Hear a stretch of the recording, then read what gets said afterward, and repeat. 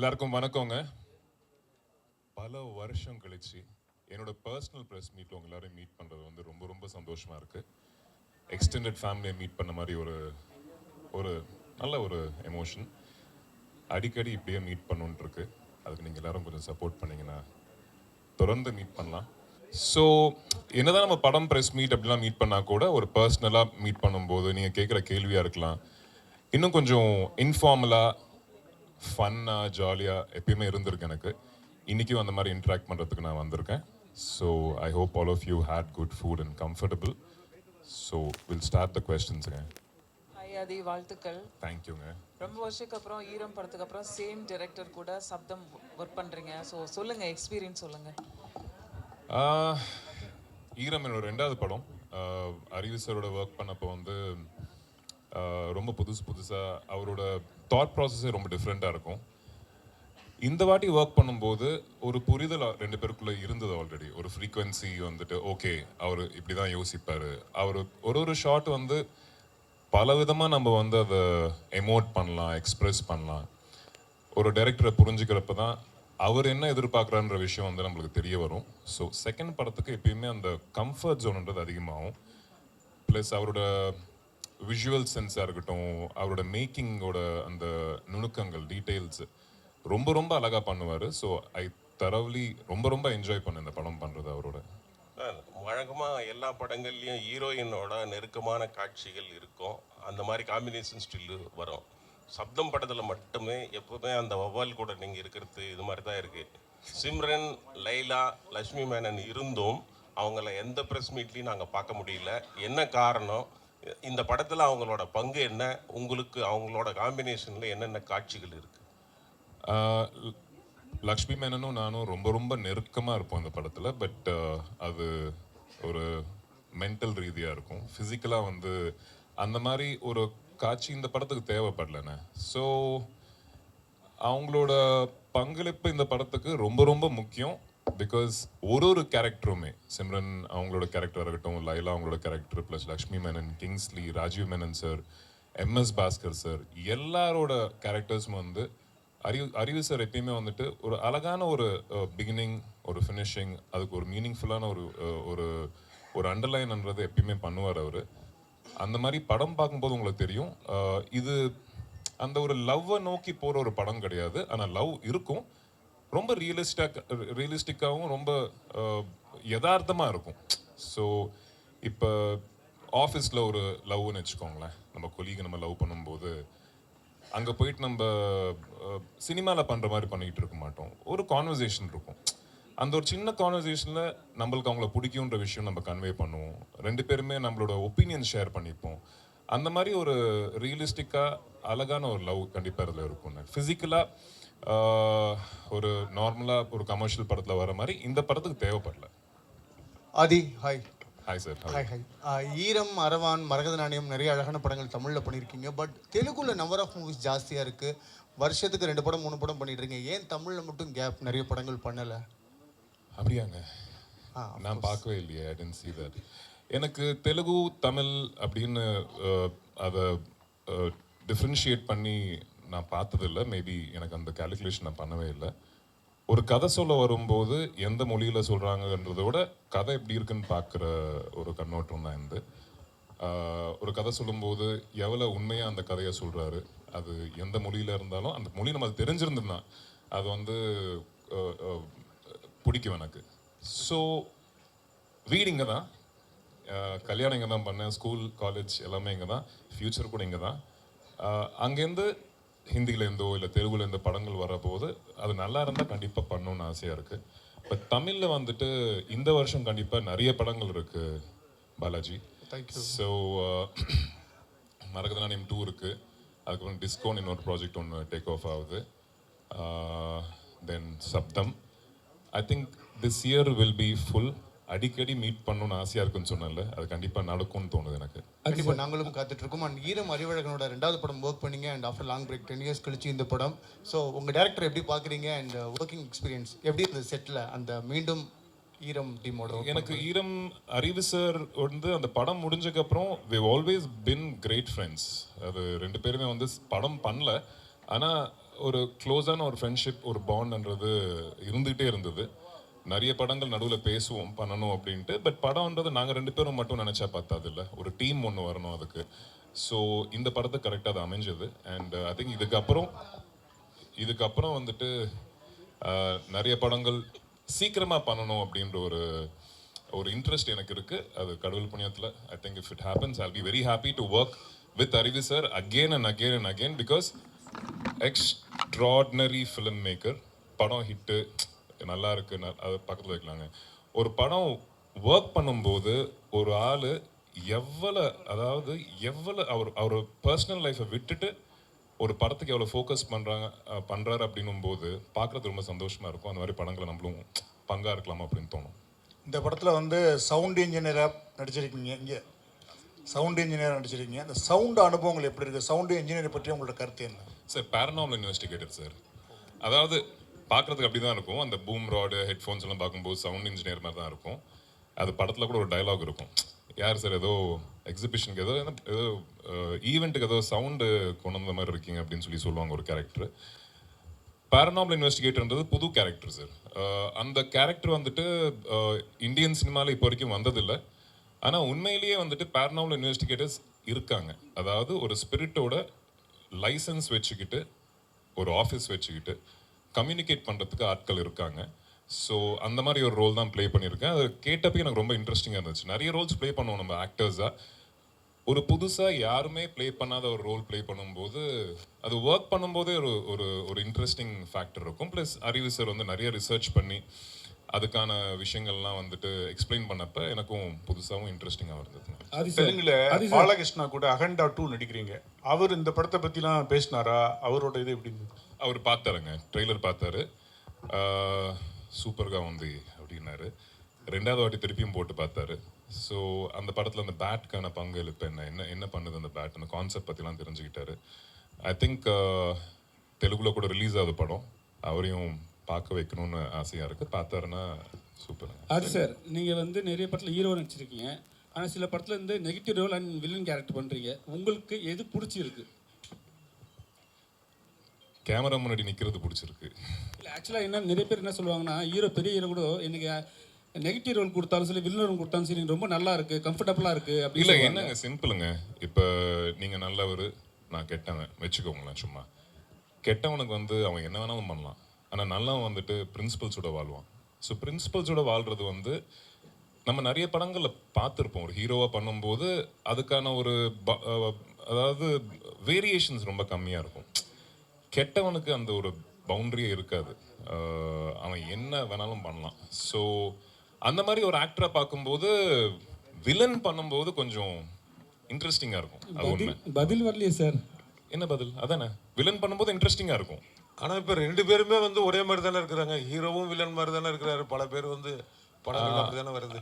I think அப்படி இருந்தால் தான் பிடிக்குது இல்லைங்க எல்லாருக்குமே. ஸோ என்ன பிடிக்குதோ அதுக்கேற்ற மாதிரி தான் பண்ணணும். மிருகம் எத்தனையோ இன்டர்வியூ நீங்கள் பண்ணியிருக்கீங்க. உங்களை எத்தனை பேர் இன்டர்வியூ எடுத்திருப்பாங்க. ஆனால் லாஸ்ட்டாக இப்போ உங்கள் ஒய்ஃப் உங்களை இன்டர்வியூ எடுத்தாங்க. அதில் கூட ஒரு விஷயம் சொல்லியிருக்கீங்க. எப்படி இருந்தது அவங்க உங்களை இன்டர்வியூ எடுக்கும் போது? ரொம்ப ரொம்ப நல்லா இருந்தது. தேங்க்ஸ் டு நிக்கி. கேட்டேன் இந்த மாதிரி ப்ரமோஷன்ஸ் இன்னும் தேவைப்படுது படத்துக்கு, ஏதாவது இன்ட்ரெஸ்டிங்காக பண்ணணும் அப்படின் போது ஒரு ஐடியா வந்தது. நிக்கி ஒருவேளை நீ இன்டர்வியூ பண்ணால் எப்படி இருக்கும் அப்படின்னு சொன்னோடனே ஒரு வார்த்தை கூட கேட்கல, இமீடியட்டாக பண்ணலாமே, எந்த சேனலுக்கு பண்ணலாம், எப்படி பண்ணலாம் அப்படின்னு சொல்லிட்டு நாங்கள் எங்கள் பிஆர் டீம் அவங்களுக்கு சொல்லி அவங்க ஒரு அரேஞ்ச் பண்ணாங்க. ஸோ தேங்க்ஸ் டு அவங்க பேயை பற்றி கேட்கும் போது நீங்கள் ஒரு ரியாக்ஷன் கொடுத்தீங்க, அவங்க வந்து ஒரு ரியாக்ஷன் கொடுத்தாங்க. அந்த டைம் எப்படி இருந்தது? பயமாக இருந்தது. அதாவது ப்ரெஸ் மீட்டில் உங்க எல்லாருக்குமே தெரியும், அந்த கொஸ்டின் கேட்டு நான் பதில் சொன்னது. வீட்டில் நிக்கிக்கு அந்த நியூஸ் தெரிஞ்சது. கல்யாணத்துக்கு அப்புறம் உனக்கு பேய் என்ன நம்பிக்கை வந்ததா அப்படின்னு சொல்லிட்டு, அப்போ நான் பேயா அப்படின்னாங்க. இல்லைம்மா அப்படி இல்லை, அதுக்கு முன்னாடி ஒரு கதை இருக்குது, அதுக்கு பின்னாடி ஒரு கதை இருக்குன்னு சொல்லிட்டு ஃபுல்லாக சொன்னதுக்கப்புறம் ஓகே ஓகே. இப்போ நீங்கள் நடித்த படம் எல்லாருமே சிறப்பாக தான் நடிச்சிருக்கீங்க. இருந்தாலும் அரவான், மிருகம் இந்த 2மே வந்து ரொம்ப குறிப்பிடத்தக்க படங்கள். உங்கள் ரோல் அரவான், மிருகம் 2மே வெற்றி தோல்வியை தாண்டி அது ஒரு ஈர்ப்பான இன்னைக்கு மறக்க முடியாத கதாபாத்திரங்கள். அது இதில் வந்து இது 2வது பாகம் வர்ற மாதிரி எதுவும் ஐடியா இருக்குதா? அந்த மிருகம் 2 கூட அது மாதிரி வர்றதா கூட ஒரு செய்தியாக என்ன யூகமானு தெரியல ஒன்று வந்தது.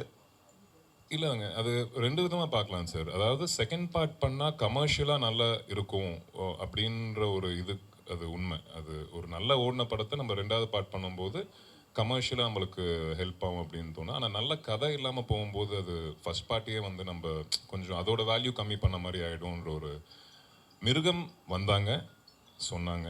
பட் அதில் அந்த அந்த ஒரு பலம், ஒரு ஆனஸ்டி எனக்கு இல்லைன்னு தோணுச்சு. அதனால நான் பண்ணல. வேறு யாரை வச்சு பண்ணிக்கலாமா அப்படின்னு கேட்டேன். கண்டிப்பாக பண்ணிக்கலாங்க, உங்கள் இஷ்டம், ப்ரொடியூசராக அது உங்களோட விருப்பம் அது அப்படின்னு சொல்லி சொன்னேன். அதை ஸ்டார்ட் பண்ணாங்களா இல்லையான்னு தெரியல. உங்கள் பிரதருக்கு நீங்கள் ஒரு படம் பண்ணீங்க, யாவரும் நான் காக்க.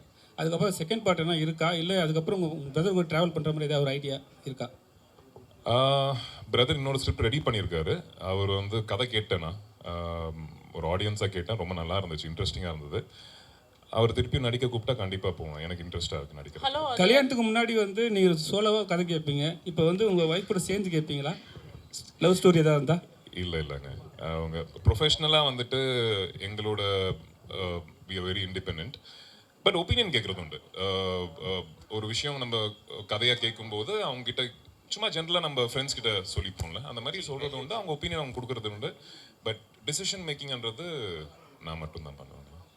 ஆதி, all the best. Actually congrats as well. Thank you. இந்த பேராநார்மல் இன்வெஸ்டிகேட்டர் வந்து நிறைய பேர் இருக்காங்க ஃபேமஸாக. யாரையாவது நீங்கள் ஃபாலோ பண்ணீங்களா? யாரோடதாவது அடாப்ட் பண்ணியிருக்கீங்களா கேரக்டர்ஸில்? கௌரவ் திவாரின்னு ஒருத்தர் இருக்காருங்க, இருந்தாரு, இப்போ இல்லை, இறந்துட்டாரு. அவர் இறந்தது கூட ரொம்ப கொஞ்சம் மர்மமான ஒரு விஷயமா தான் வந்து இருந்திருக்கு. அவரை பற்றி நிறைய படித்தேன், அவரை பற்றி நிறைய வீடியோஸ் பார்த்தேன். ரொம்ப இன்ட்ரெஸ்டிங்காக இருந்தது. ப்ளஸ் அவரோட லைஃப்பும் என்னோட லைஃப்பும் கொஞ்சம் ஒரு இடத்துல மேட்ச் ஆச்சு. அவரும் பைலட் கோர்ஸ் பண்ணலாம் அப்படின்னு சொல்லிட்டு யூஎஸ் போயிருந்தாரு. நானும் பைலட் ஆகலாம்னு நினச்சேன். அதுக்கப்புறம் மிருகம் படத்துக்கு அப்புறம் இங்கே இருக்கணும் அப்படின்னு சொல்லி முடிவு பண்ணேன். அந்த பைலட் கோர்ஸ்க்காக போனப்போ அவர் இருந்த அந்த இடத்துல வந்துட்டு அந்த பேரநார்மல் ஆக்டிவிட்டீஸ் வந்து அவர் எக்ஸ்பீரியன்ஸ் பண்ணார். அதுக்கப்புறம் அதை பற்றி படிக்கணும்னு சொல்லிட்டு அதை பற்றி படித்து பாம்பேயில் ஒரு ப்ராப்பர் ஆஃபீஸ் செட் பண்ணி நிறைய இன்வெஸ்டிகேஷன்ஸ் அவர் பண்ணியிருக்காரு. அவரோட வீடியோஸ்லாம் பார்த்தீங்கன்னா ரொம்ப ரொம்ப இன்ட்ரெஸ்டிங்காக இருக்கும். ஸோ அவரை பற்றி படித்தேங்க. எஸ் ஆதி சார், மிருகம் படம் வரும்போது அந்த கதை வந்து வேற மாதிரி இருக்கும். உங்கள் உடம்பு வேற அளவுக்கு ஸ்ட்ரெச்சர் இருக்கும். அந்த படம் எப்படி நீங்கள் உள்வாங்கினீங்க? அதுக்கப்புறம் அப்படியே திரும்பி பார்த்தா ஈரம், அப்படி வேற மாதிரி பேட்டர்ன். இந்த கதைகளை எப்படி ரொம்ப நாள் கழிச்சு இப்போ கூட பார்த்தீங்கன்னா ஈரத்துக்கு அப்புறம் தான் இந்த சப்தம் அந்த மாதிரிலாம் வந்துட்டுருக்கு. ஏன் பார்த்து காலை வச்சிட்ருக்கீங்க? ஏன், என்ன விஷயம்? இல்லைங்க, இப்போ கமர்ஷியல் சினிமான்றது அதை ப்ரொடியூஸ் பண்ணுறதுக்கு நிறைய பேர் வருவாங்க. நான் ஒரு வேளை ஒரு ப்ரொடியூசர் இருந்தால் கண்டிப்பாக ஒரு கமர்ஷியல் சினிமா தான் இன்வெஸ்ட் பண்ணணும்னு நினைப்பேன். பிகாஸ் அதுதான் நான் போட்ட காசுக்கு ஒரு வசூல் வரும். புதுசாக ஒரு விஷயம் யோசிக்கும் போதோ இல்லை புதுசாக ஏதாவது பண்ணலாம் அப்படின்னும் போது அதுக்கு இன்வெஸ்டர்ஸ் வந்து எந்த ஃபீல்டில் இருந்தாலும் கொஞ்சம் கம்மியாக தான் இருப்பாங்க. அந்த மாதிரி நம்மளை நம்பி வர சில ப்ரொடியூசர்ஸ் வர்றது கஷ்டம். அந்த மாதிரி வரும்போது அதுக்கான ஒரு டெக்னிக்கல் டீம் ஒன்று அமையணும். ஒரு படம் வந்துட்டு ஒரு தனிப்பட்ட முறையில் யாரும் ஒரு ஆள் நினச்சா நல்லா எடுத்துட முடியாதுங்க. ஒரு நல்ல கேமராமேன் வேணும், ஒரு நல்ல ஆர்ட் டைரக்டர் வேணும், எடிட்டர் வேணும், மியூசிக் டைரக்டர் வேணும். எல்லாரும் சேர்ந்தால் தான் ஒரு படம். ஸோ அந்த மாதிரி எல்லாருமே கொஞ்சம் டேலண்டடாக இந்த படத்துக்கு சப்போர்ட்டிவாக இருக்கக்கூடியவங்க ஜாயின் பண்ணாங்கன்னா ஒரு நல்ல படமாக வந்து ஸ்டார்ட் ஆகும். ஸோ மெதுவாக பண்ணுறதுக்கு அதுவும் ஒரு காரணம். எல்லாமே அமையிறது கஷ்டம்.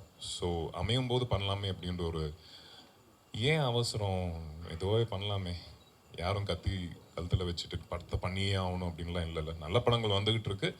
நம்ம பண்ணுற படங்கள் கொஞ்சம் கவனமாக சிறப்பாக பண்ணலான்ற ஒரு சின்ன ஆர்வங்க, அவ்வளோதான். கல்யாணத்துக்கு முன்னாடி, கல்யாணத்துக்கு பின்னாடி. கல்யாணத்துக்கு முன்னாடி நீங்கள் கதை நல்லா சூஸ் பண்ணியிருப்பீங்க. இப்போ கல்யாணத்துக்கு அப்புறம் நிக்கி மேம் வந்துட்டாங்க. உங்கள் கூட சேர்ந்து கதையை சூஸ் பண்ணுறதுல அவங்களும் ஆர்வம் காட்டுறாங்களா, இல்லை என்னுடைய லைன் வேறு உன்னோட லைன் வேறுன்னு இருக்காங்களா? இல்லைங்க, அது ரெண்டு பேருமே பர்சனாலிட்டியே ரொம்ப டிஃப்ரெண்ட்டு. அவங்க சூஸ் பண்ணுற ஒரு கதைகளாக இருக்கட்டும், நான் சூஸ் பண்ணுற கதைகளாக இருக்கட்டும், ரொம்ப ரொம்ப டிஃப்ரெண்ட்டாக இருக்கும். ஆனால் அவங்களுக்கு தெரியும் இவனுக்கு என்ன மாதிரி கதைகள் பிடிக்கும் அப்படின்ற விஷயம் தெரியும். ஸோ என்னோட பாயிண்ட் ஆஃப் வியூலேருந்து தான் அவங்களும் யோசிப்பாங்க நான் படம் செலக்ட் பண்ணும்போது. அது நீங்கள் நினச்ச அதே படங்கள் வந்து இங்கே படங்கள் வந்து நீங்கள் நடிச்சிட்ருக்கீங்க. இப்போ நடிக்காத சமயத்தில் நீங்கள் ஒரு நல்ல கதையை செலக்ட் பண்ணி அர்ஜுன் சார் மாதிரி டைரக்ஷன் துறையில் ஈடுபடலாம் இல்லையா? யார் சார்? அர்ஜுன் சார் வந்து அப்படி தான் பண்ணார். சேவகன், பிரதாப். ஓ, நான் டைரக்ஷன் பண்ணுறது கேட்குறீங்களா? இல்லைங்க, கமர்ஷியல் படமாக இருந்தால் இன்னும் நல்லாயிருக்கும் நீங்கள் டைரக்ஷனில். அதாவது டைரக்ஷன்ன்றது அது ரொம்ப ஸ்ட்ரெஸ்ஃபுல்லான ஒரு ஜாபுங்க. எனக்கு தெரிஞ்சு அந்தளவுக்கு ஸ்ட்ரெஸ் என்னால் எடுத்துக்க முடியாது. இன்ட்ரெஸ்ட் இருக்குது, பண்ணோன்ட்டு இருக்குது. ஆனால் டைரக்ஷன் பண்ணால் திருப்பியும் நடிக்க முடியாது. அது டைரக்ஷன் மட்டும்தான் பண்ணணும். இங்கேயே வண்டியை ஓட்டிக்கலாமே. இல்லை, நீங்கள் ஹீரோவை நடித்து டைரக்ஷன் பண்ணலாமே. இல்லைங்க, என்னால் அது அந்த மாதிரி என்னால் மல்டி டாஸ்கிங் எனக்கு கொஞ்சம் கஷ்டமாக இருக்கும். இந்த சப்தம் பற்றின ஒரு கேள்வி. அதாவது ஜென்ரலான படங்கள் நடிக்கும்போது நார்மலாக நடிச்சுட்டு போயிடலாம். இந்த மாதிரி ஹாரர் ஃபில்ம் நடிக்கும்போது இமேஜினேஷன்லேருந்து நடிக்கணும். ஸோ ஒரு பேய் இல்லை ஆனால் இருக்க மாதிரி நடிச்சு நடிக்கணும். அது எவ்வளோ டிஃபிகல்ட்டாக இருந்தது? அண்ட் இந்த படம் எடுக்கும்போது ஏதாவது அமானுஷ்யமான விஷயங்கள் நடந்துச்சா? ஏன்னா பழைய பேய் படங்கள் சொல்லுவாங்க, ஷூட்டிங் அப்போ இந்த மாதிரி விஷயம் நடந்துச்சு, எங்களுக்கு ஒரு சில விஷயங்கள் தட்டுப்படுச்சு அப்படிவாங்க. உங்களுக்கு ஏதாவது அமானுஷ்யமான விஷயங்கள் இருந்துச்சா? அண்ட் இமேஜினேஷன் அடிக்கும்போது எப்படி இருந்ததுன்னு சொல்லுங்கள். எங்களுக்கு இன்டர்வியூஸ் நடக்கும்போது கூட சில விஷயங்கள் நடந்துகிட்டு இருக்கு. அது அமானுஷ்யமா இல்லை வந்து மேட்ரு ஆஃப் ஃபேக்டாக நடக்குதான்னு சொல்லி தெரியல. நேற்று ஹைதராபாத்தில் நடந்துட்டு இருக்கும்போது மேலே வந்துட்டு இந்த மாதிரி இதே மாதிரி தான் ரவுண்டாக ஒரு லைட் வச்சுருந்தாங்க. இன்டர்வியூ போயிட்டு இருந்தது. பேசிகிட்டு இருக்கும்போது திடீர்னு கிளங் கிளங் கிளங் கிளங் கிளங் கிளங்னு ஆடிக்கிட்டு இருக்கு. அது தெரியல. டேரக்டர், நான், லைலா மேம் எல்லாரும் வந்து பார்த்துக்கிட்டு இருந்தோம். ஏசி ஏதாவது பட்டு அந்த மாதிரி ஆகுதான்னு பார்த்தா சுற்றி ஏசியே இல்லை, காற்றே வரல. So okay, sorry, don't disturb us அப்படின்னு சொல்லிட்டு ஷூட்டிங் ஸ்பாட்லேயும் அந்த மாதிரி நிறைய நடந்துட்டு இருந்துச்சுங்க. கடைசியில் என்ன ஆயிடுச்சுன்னா அது வந்து ஈஸியாக எடுக்க ஆரம்பிச்சிட்டோம். சார் வந்துட்டாங்கன்னு நினைக்கிறேன், கொஞ்சம் சீக்கிரம் முடிச்சுட்டு போயிடலாம் அப்படின்ற அவங்க எங்களுக்கு டிஸ்டர்ப் பண்ணல. ஸோ மேபி அதுவாக இருக்கலாம், இல்லாமையும் இருக்கலாம், வி டோன்ட் நோ. இன்னொரு கொஸ்டின் கேட்டிங்கன்னா, அதாவது ஜென்ரலான கதைகள் ஈஸியாக நடிச்சுட்டு போயிடலாம், பட் இந்த மாதிரி இல்லாத விஷயத்தை எனக்கு நடிக்க. ஆமாம், ஒரு படமும் ஒரு மாதிரிங்க. இப்போ ஹாரர் த்ரில்லர் அப்படின்னோடனே அது நடிக்கிறது ரொம்ப கஷ்டம் அப்படின்ட்டுலாம் இல்லை. அது சப்ஜெக்டை பொறுத்து. இந்த சப்ஜெக்டை பொறுத்த வரையிலையும் எனக்கு எந்த ஒரு ஸ்ட்ரெஸ்ஸும் ஆஸ் அன் ஆக்டர் இல்லை. பிகாஸ் ஐ ட்ரஸ்டட் கம்ப்ளீட்லி இந்த டைரக்டருங்க. அந்த டைரக்டர் வந்துட்டு ரொம்ப தெளிவாக, ரொம்ப கிளியராக அவர் என்ன பண்ணுறாரு, அவர் கண்டிப்பாக அதுக்கு ஒரு அர்த்தம் இருக்கும்னு நம்ம புரிஞ்சுக்கிட்டோம்னு வச்சுக்கோங்களேன். செட்டுக்கு போயிட்டு நம்மளோட சின்ன பங்களிப்பு இருக்குமே தவிர ரொம்ப யோசிக்க வேண்டிய அவசியம் இந்த படத்துக்கு வரல. ஸோ பேய் இருக்கு இல்லை அப்படின்னு டிஃப்ரென்ஸ் ஆஃப் ஒப்பீனியன் இருக்குது. பட் உங்களை பொறுத்த வரைக்கும் நீங்களோ உங்களை சார்ந்தவங்களோ ஏதாவது பேய் விஷயங்கள் கேள்விப்பட்டிருக்கீங்களா? லைஃப்பில் கனெக்ட் ஆன விஷயங்கள் ஏதாவது இருக்கா? அதாங்க, அதாவது ஈரம் பண்ணிட்டு இருக்கிற டைமில் எனக்கு பேய் மேலே நம்பிக்கை இல்லை. பட் இந்த படம், அந்த ரூபன் வைத்தியலிங்கம் என்னோட கேரக்டர் பேர் படத்தில், இந்த கேரக்டருக்கு ஒர்க் பண்ணிகிட்டு இருக்கும்போது அந்த ரிசர்ச் மெட்டீரியல் படிக்கும்போது அவங்க பண்ண வீடியோஸ், அந்த பேரனாமல் இன்வெஸ்டிகேட்டர்ஸோட ரியல் வீடியோஸ் பார்க்கும்போது மேபி இருக்கலாம் போல இருக்குது. கண்ணுக்கு தெரியாத கடவுளை நம்ம நம்பும்போது கண்ணுக்கு தெரியாமல் நிறைய விஷயங்கள் இருக்கலாம் அப்படின்ற ஒரு சின்ன ஒரு நம்பிக்கை. அது 100% நம்புறேன்னா இல்லை, சின்ன ஒரு நம்பிக்கை வந்தது. Hi sir. சார் இங்கே சார் பேரநார்மல் இன்வெஸ்டிகேட்டராக இருக்கும் அப்படின்னா மென்டல் ஹெல்த் ரொம்ப ஸ்ட்ராங்காக இருக்கணும். ஸோ ஷூட் பண்ணும்போதும் சரி, ஆஃப்டர் ஷூட் முடிச்சதுக்கப்புறம் சரி, நீங்கள் எப்படி மென்டல் ஹெல்த்தை? சரி, அது ரியல் பேரநார்மல் இன்வெஸ்டிகேட்டர்ஸ்க்குங்க. நான் வந்து பேரநார்மல் இன்வெஸ்டிகேட்டர் நடிக்கிறேன். ஸோ அவங்களுக்கு 100% நீங்கள் சொன்னது கரெக்டு. அவங்களுக்கு அந்த எனர்ஜி வரும்போது, அதை அவங்க சென்ஸ் பண்ணும்போது mentally they have to be strong. ரொம்ப தைரியம் வேணும்னு சொல்லுவாங்க. இல்லாட்டி they'll be succumb to that whole process. So எனக்கு அந்த ஒரு இது இல்லை. ஸோ பக்கத்தில் ஒரு 150-200 பேர் இருப்பாங்க.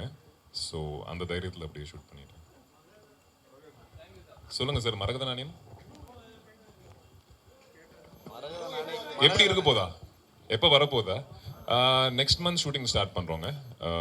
அதே டீம், அதே set of actors. I think ஜாலியாக இருக்கும்னு நினைக்கிறேன் ஷூட்டிங்கு. நீங்கள்லாம் எப்படி வந்து ஆர்வமாக வெயிட் பண்ணுறீங்களோ, எனக்கும் அந்த ஆர்வம் இருக்குது ஷூட்டிங் போகணுன்ட்டு. So one more question. And அரவானில் தன்ஷிகா, அப்புறம் பத்மபிரியா, அவங்க நிறைய ஹீரோயின்ஸ், நிக்கி கல்ராணி வந்து நடிச்சிருக்காங்க. அதே மாதிரி பார்த்தீங்கன்னா டப்ஸி நடிச்சிருக்காங்க, குண்டல கோதரி. ஸோ முன்னாடி உங்கள் படங்களில் வந்து எந்த அளவுக்குன்னா நீங்கள் வந்து ஹீரோயின் நடிக்க மாட்டிக்கலாம். ஆஃப்டர் மேரேஜ் நிக்கிட்ட ஏதாவது கண்டிஷன்ஸ் இருக்கா? இந்த மாதிரி ரொம்ப க்ளோஸாக நடிக்கக்கூடாது அப்படிலாம் சொல்லியிருக்காங்களா, இல்லை ஓகேட்டாங்களா? இருக்கும், அது ஏன் இல்லாமல் இருக்கும். அதாவது கல்யாணத்துக்கு முன்னாடி எப்படின்னா, ஒருவேளை சில ஸ்கிரிப்டில் இன்டிமேட் சீன்ஸ் இருக்கும்போது யார் பெர்மிஷனும் கேட்க வேண்டிய அவசியம் இல்லை. கதை நல்லா இருந்தால் போய் பண்ணிவிடுவோம். இப்போ பொண்டாட்டி கிட்ட கண்டிப்பாக கேட்டாகணும், இந்த மாதிரி இருக்குது ஓகேவா அப்படின்னு ஒரு வார்த்தை கேட்குறது தப்பு இல்லையே. பட் நிக்கி கூட அவங்களும் சினிமா துறையில் இருக்கிறதுனால ப்ரொஃபஷ்னலாக இந்த கதைக்கு அது கண்டிப்பாக தேவைப்படுது அப்படின்னா அவங்க ஒத்துப்பாங்க கண்டிப்பாக. பட் தேவைப்படலான்னும் போது பிச்சு போடுவாங்க. இன்னைக்கு இருக்க தமிழ் ஆக்டரில் ஒரு ஆக்டருக்கு நீங்கள் வில்லனாக நடிக்க ஆசைப்பட்டீங்கன்னா, கதைக்கு அந்த இது தேவைப்பட்டால் கண்டிப்பாக பெர்மிஷன் உண்டுங்க. பர்மிஷன் வாங்கிட்டு நடித்தா சண்டை இல்லை. சரி, இன்னைக்கு இருக்க ஹீரோக்களில் ஒருத்தருக்கு நீங்கள் வில்லனாக நடிக்க ஆசைப்பட்டீங்கன்னா யார்? தமிழ் ஹீரோவில் நிறைய ஹீரோக்கள் இருக்காங்க. அஜித் சார் இருக்காரு, நிறைய பேர் இருக்காங்க. அண்ட் விஜய் அவர்களோட ஃபைனல் மூவி சொல்லிட்டாரு. பட் உங்களுக்கு இந்த ஹீரோக்கு வில்லன் நடிச்சேன். ஏன்னா தமிழில் இன்னைக்கு பார்த்தீங்கன்னா ஹீரோக்களோட வில்லன் நிறைய ஸ்மார்ட்டானவங்க வந்துட்டு இருக்காங்க ஜென்ரலாக. ஸோ உங்களுக்கு அந்த மாதிரி ஏதாவது ஐடியா இருக்கா? எனக்கு எல்லா ஹீரோஸோடையும் வில்லனாக நடிக்கணும்னு ஆசையாக இருக்குது. யாரோ ஒருத்தர்னா எல்லா வில்லனோடையும் ஹீரோவாக நடிக்கணும்னு ஆசையாக இருக்குது. ஆனால் அது வந்து கதை தான் டிசைட் பண்ணுங்க. கதை தான் கதை தான் ஹீரோ ஃபர்ஸ்ட்டு. அந்த கதையில் வந்துட்டு நம்மளோட அந்த ஒரு ரோல் என்னவான்னு பார்த்து தான் டிசைட் பண்ணோம். எனக்கு தெரிஞ்சு கேட்டிங்கன்னா அஜித் சரோட கண்டிப்பாக நடிக்கணும்னு இருக்கு, விஜய் சரோட நடிக்கணும்னு இருக்கு. பட் கதை அதில் என்னோட பங்களிப்பு என்ன அப்படின்னு யோசிச்சு தான் பார்த்தா நடிப்போம். சார் டைட்டில் உங்களது ஈரம், சப்தம், மிருகம் இந்த மாதிரியான வரும்பொழுது வித்தியாசமான ஒரு வார்த்தைகள் உங்களுக்கு வருது உங்கள் படத்துக்கு டைட்டில். நீங்கள் ஏதாவது டைட்டில் சொல்லியிருங்களா இந்த டைட்டிலை விட வேற அளவுக்கு? டைட்டில் சஜஷன்ஸ் கொடுப்பேன் நான். சஜஷன்ஸ் கண்டிப்பாக எல்லாரும் டீமாக வந்து பேசுறது உண்டு. பட் முக்கால்வாசி டைட்டில்ஸ் என் டைரக்டர்ஸே வந்து நல்ல டைட்டில்ஸ் கொண்டு வந்துடுறாங்க. ஸோ சஜஷன்ஸ் கேட்குறது உண்டு, டிஸ்கஸ் பண்ணுறது உண்டு. எண்டு வந்து இப்போ வரைக்கும் நான் எதுவுமே நான் கொண்டு வந்த டைட்டில் வந்து படத்தில் எப்பயுமே வச்சதில்லை. பிகாஸ் அவங்களே நல்ல டைட்டில்ஸ் கொண்டு வரதுனால. தேங்க்யூ. தேங்க்யூங்க. Love you all. ரொம்ப ரொம்ப நன்றி. தேங்க்யூ.